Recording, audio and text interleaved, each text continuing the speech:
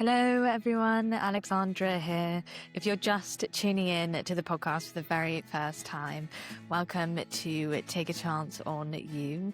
If you're a long-time listener, welcome back. We're into season 2, Leaders on Their Way and Aspiring. Season 1, we covered hidden talent, where I explored students and young people entering the workforce, going through their applications for apprenticeships, internships, they're volunteering, and they really relate their stories for the very first time. Season 2, with leaders, we have some fantastic guests joining me to discuss some of the challenges that they're facing, what it means to be a leader in 2025 and beyond.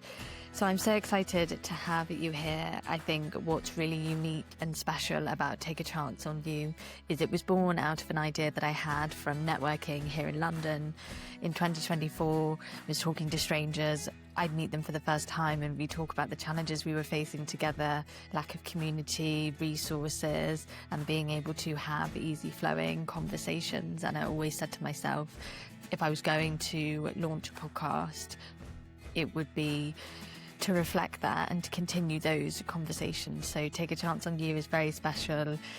As I say, we're into season 2. I'm so excited to have you here and I hope you enjoy the episodes to come.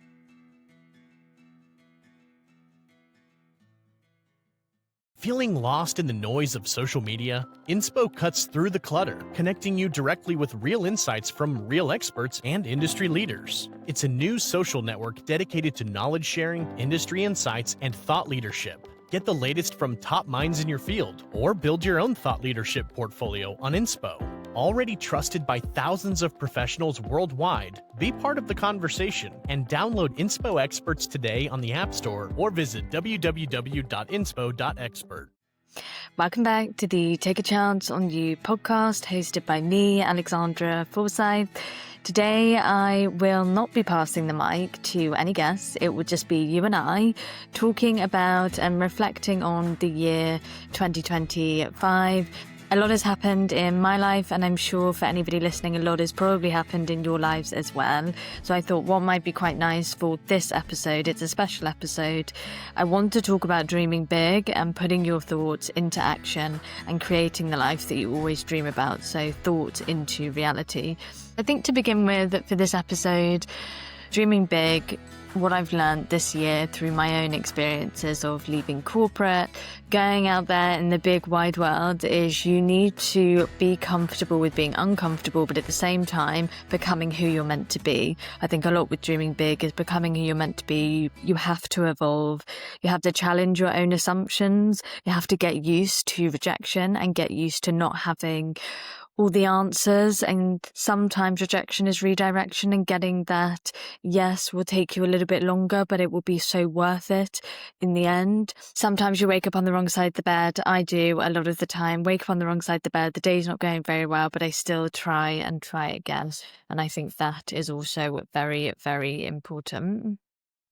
And I think when I look back on my journey so far, facing a lot of rejection in life. So my background, for anybody listening to Take a Chance on You for the very first time, the reason that I created this podcast was because I was networking a lot in London. I was building a community, but I was hearing the same story over and over again, the same challenges, anxiety, stress, burnout, lack of culture, lack of community. And my aim always was to help people see what I see, and that's potential to be great, and that's purpose-driven action. So through all of the networking a couple of years ago, I then decided to create Take a Chance on You because I wanted the guests to come on and tell me stories, but to also help the listeners. So that was the reason for the podcast. And the podcast being born out of a lot of rejection on my side, a lot of no's, little yeses, a lot of failures, not so many successes through life. And I've had to, over the years, really get to a place where I'm happy with myself and I'm happy with the life that I'm living, and I'm happy with my dreams and my goals, and identifying what my values are and what my mission statement is, and just really getting comfortable with the person that I see in the mirror with Alexandra Forsyth, because sometimes that can be really hard to bear. Few years ago, before I moved to London, I would have dreaded a conversation like this. I wouldn't have taken a good hard look at myself in the mirror and actually said to myself, am I happy with the woman I'm becoming? If not, how can I change that? I would have found that to be a very difficult conversation. Fast forward 4 to 5 years, whenever I do look at myself now, I really say to myself, I am deserving, I am worthy, I am happy to a certain extent, I'm content to a certain extent. I may not have everything I want in life, and I may not have achieved all of my dreams, which I haven't. There's certain milestones that I want to get to, but I'm proud, and I'm proud of where I've got to. I'm proud of all of the work I put in, and I will get to the next step. It's not if, it's when. Why not put that into action? So I think that's really important when you're dreaming big. I think taking stock of yourself, are you happy with where you're at? If you're not, what can we do to get you to the next step? And that's, if you're an entrepreneur, if you're a solo founder, that's really fleshing out your business, starting with that key criteria. Why did you set up the business? Are you selling products and services? Are you selling yourself? So do you need to work on your personal branding, for example? If you're working in a corporate setting, which I did for many years, then it's reevaluating, do you want a promotion? Thinking about work streams, do you want to go down the branch of leadership and management, or are you happy with being not below the surface, but more possibly behind the curtain? So that research, being an analyst, because there's very different roles that you can have within a corporate setting. So then again, going down that route, it would be looking at that roadmap, professional development. What does that look like for you in the next 6 to 12 months? What can you do to get yourself to the next phase of the business when you're working for somebody else? So there's a lot that you can do. And I think with dreaming big, it's not just for the founders, and it's not just for the business owners. It's actually for everybody. If you're working in a corporate setting, if you're working in the public sector, I used to work in retail and hospitality for a very long time whilst I was at university. When I left university, I was still working in that sector for around 12 months before I then transitioned into cybersecurity. So for me, even when I was working part-time and then transitioned into full-time for a little bit before I entered the workforce completely, I was still figuring out, what can I do to make this time better? What can I do to really use this time to evolve and grow as a person? So I still would get promoted in retail and hospitality. I did lead teams, communication, collaboration. There's so much that you can do at every step of the way, even at universities. Any students listening, early careers, thinking about, are there any projects you can get involved in, events that you could possibly host, societies that you could use to build your network, community. Dreaming big isn't just for the workplace, it isn't just for business owners, it can be for corporate, it can be for the next phase of life. So maybe when you're mid-career, if you're wanting to pivot, if you're wanting to have a second or third career later on in life, dreaming big is really for everyone. And that's something that I've come to know the last few years from talking to all types of individuals in London. I think for some of you, you will walk away from this podcast thinking, this isn't for me. I'm actually quite happy with where I'm at. There are also some of you listening to the podcast who will resonate a lot with what I have to say and will be thinking to yourself, we're at the tail end of 2025, we're going into 2026. What can I really do to take this next couple of months to self-reflect, the awareness piece, writing down your goals, and then heading on into 2026 with peace of mind that you might not know what the next 5 years looks like, but you do know what the next 3 to 6 months looks like, even 12 months if you want to get really ahead. So don't be too disheartened if you're listening thinking this just isn't for me, because there are seasons of life for everyone. Some are big, some are small. It's your opportunity to use this time as you see fit, because we really do only get one life. And that's something that I've really come to understand this year. You get one life, you get one opportunity to go for it, dream big and do what you want. it can be really challenging and it can be really hard. And like I said, I've gone through a lot of rejection in life. I've gone through a lot of no's, little yeses, a lot of failures mixed with some successes. So there have been some really fantastic moments. I delivered a TEDx talk in October of 2024.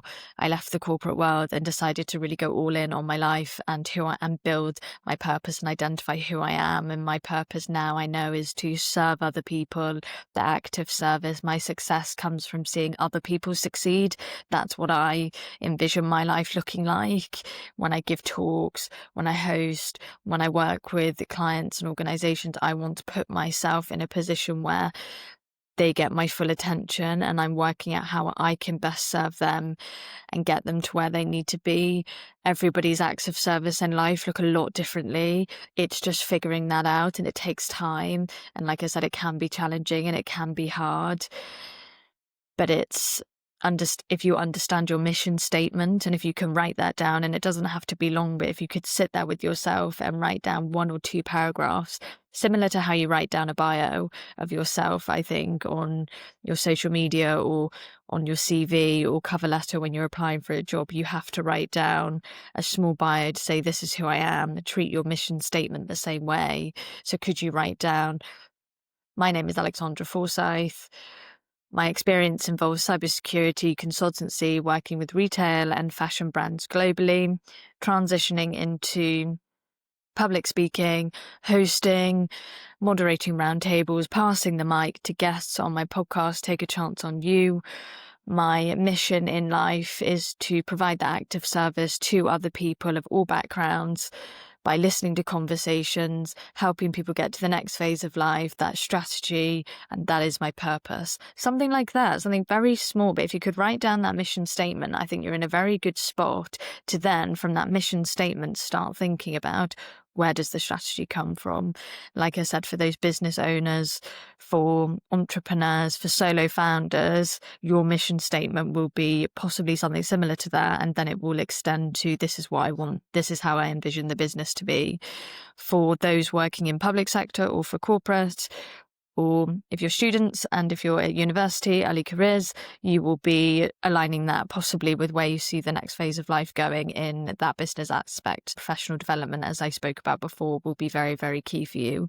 And upskilling, training, taking courses online potentially, or getting budget from your workplace to gain certifications, or possibly going out to events and conferences, building your community that way. And community, again, is that very much that buzzword that I've been hearing time and time again in 2025. And prior to that, when I was doing my own outreach and my own networking all over London, talking to people constantly, there was that lack of community, and loneliness is an epidemic. I remember talking about that in my TEDx. So there are just so many different elements to dreaming big. When I've been thinking about what can I really bring to the table for you in this episode today, it's really me giving you a combination of recommendations that you can sit with and take away. But going back to what I said just a minute ago, that mission statement's really strong. If you could sit down with yourself and do that, I would then say from that, you could start building a strategy. One thing when dreaming big, has taken me, I'd say, the majority of this year to really understand these words, but not everybody gets to come with you on the journey. It's your journey and it's unique to you for a reason. And I think when it comes to dreaming big, putting thoughts into action, building that strategy and building that roadmap, not everybody is going to understand that mission that you're on. And going back to that mission statement example, when you write it down, not everybody's going to get it and see the potential and see your purpose the way you do, and really coming to terms with that as best as you can. I found that quite challenging because I look at my dreams and I write down my goals and my values and who I am as a person and what I want to achieve in this life. When I relay that and have relayed that back to others, the feedback has been that it's very outlandish. Nobody's doing what you're doing. So how do you envision this working? How do you think other people are going to relate if you're the only person really thinking the way you do? It's too unique and there isn't a market for it. It's too niche, and possibly should you follow the crowd a little bit more and market yourself? And I have taken a step back in the last couple of months to think about that. I would fit in. And I think that's really key to understand. Your dreams should be big. They should be outlandish. They should scare you in a way, and they should wake you up and think, oh my goodness, if I achieve all of the things that I want to achieve, I'm going to be light years ahead, and I'm going to be in this fantastic position where I can then pour out to others. And one concept I really love is when your cup is full, you then want to lift other people up and fill other people's cups up, because you've achieved so much, you've got to where you want to get to. And now it's time for you to help others in any way that you can. So going back to what I mentioned about that mission, not everybody gets to come with you on that journey. Just remember that when it comes to your dreams, they should be big, they should be outlandish. It's about putting yourself in the driver's seat. When I left the corporate world, everything looked good on paper. I was thriving, I was doing very well in my role, but there was still something missing internally inside of me. I didn't know fully what my purpose was at the time. I wasn't in the current mind frame that I am now, and my mindset hadn't evolved the way it has done this year. But I knew that I was yearning for more internally. I knew that I had a gut feeling that I was built for something else. I wasn't sure what it was. Like I said, I've always loved talking to people. If I think about my career, it's always been client facing. I've always been talking and in meetings, giving briefings. I'm very strategy and business oriented in my mind. So I always knew that there was that purpose inside of me was challenging me already. There was that pressing feeling, that gut feeling that there was something there. And it's about leaning into that, and it's about being intentional with yourself. Sometimes a gut feeling is just a gut feeling, and it may not materialize into anything else. For some of you that are listening that might be thinking, I do have that gut feeling now, I'm getting itchy feet, I'm not sure what that next phase is looking like, but I feel a certain way, lean into that. If I can offer out any recommendations, lean into it and take it from there, because as soon as you recognize those feelings and tap in, even if it's just tapping in mentally and acknowledging where you're at, and that keyword acknowledgement of how you're feeling, magical things start to happen. I don't believe in coincidences. I believe that intentionality, everything happens for a reason, the way it's meant to. If I could go back and tell little Alex anything, and going back to what I said right at the beginning about taking stock of who you are becoming and making sure you're happy with how you're evolving, is a big part of that dream big, that vision mindset. If I could go back and tell Alex anything, it would be that I'm super proud and I believe in you and you are worthy. Don't be afraid to have that conversation with yourself sooner. I really wish I had in my early 20s. If anybody listening who is thinking about entering the workforce, you're at university or you're in your first job, have a conversation with yourself sooner. I wish I had done in my early 20s. I wish I hadn't waited so long. I waited until I was in my mid 20s before I really looked at myself and said, you've achieved so much and I'm so proud of you. It's not about ego. It's actually about removing ego in that sense and being honest with yourself and saying, I am happy, or you can say, I'm not happy with where I'm at. This is what's happened and this is what I want to do to make it better. Being intentional, it won't all happen at once. It is a journey, it's a process, it's your journey, it's your process, but you will make it. And I think it's that self-determination, that self-belief that's going to get you over the line. As I said at the beginning as well, not every day you're going to wake up on the right side of the bed. There are so many days that I've woken up this year and I've thought, I actually don't know how I'm going to do this. I have this plan, but it's not going the way I want, or life is taking me in another direction. That is also okay.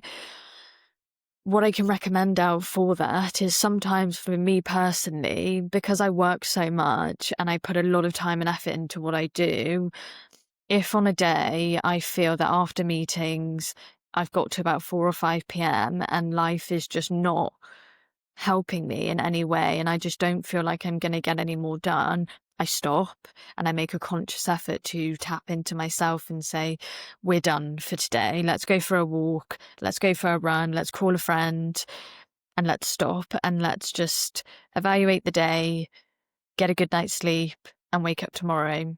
I'm all for hustle culture. I live to work. I love my career so much, and I really am a hustler when it comes to grift, when it comes to getting to that next phase. But even I know that sometimes it's just not going to work out. Sometimes the days just aren't going to go into my favor, and I just need to stop.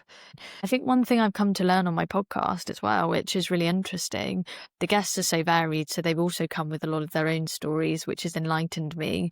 Transferable skills come to mind. Somebody recently on my podcast came on and spoke about she studied film at university and then went into marketing. I've had people study international relations and business and they go into project management, or they go into fashion, or they go into healthcare. Transferability, don't underestimate it. If you actually wrote that down, you'd be surprised when you then research jobs that match your skills, what comes up. Because I honestly think that any skill that we have can be translated into any role. I do believe that. I believe you can pivot, you can transition into any industry you like, as long as you can back it up with evidence. So not necessarily, it can be about experience, but it can also be about knowledge. So backing it up with evidence, where can you show that as well? And I think when I talk to students at universities, as another example, backing it up with evidence can be quite hard because they haven't necessarily worked in the workplace just yet. They've interned, they've possibly gone an apprenticeship, but they haven't gone that step further. So I always say when it comes to your portfolio, standing out might mean projects that you've worked on. Have you led projects? Have you collaborated with other people? Have you presented, public speaking? Those types of skills, can we put that forward? And then when you do go into the workplace, obviously you'll have a lot more experience, knowledge. We can write that down as well. If I could offer any strategies out, it would be your journey is unique to you. It's yours to do with it what you will. We only get one life, no curtain calls, no dress rehearsals. This is it. So make it worth living for. I believe in you. I trust you. I know that you can put thoughts into action. I hope some of the strategies that I spoke about today and some of the recommendations will help you lead a fruitful life, will help you to start actioning, start thinking about your mission statement, start thinking about your goals ahead of 2026. And I want to say thank you so much for everybody for tuning in to Take a Chance on You. It's been a fantastic year. We've had some amazing guests come on and tell their stories from a unique perspective. The feedback's been great. People really relate and they really resonate, and I know that we're building a fantastic community here. To everybody who follows along, I can't wait to hopefully see some of you in person next year, and I'll speak to you soon.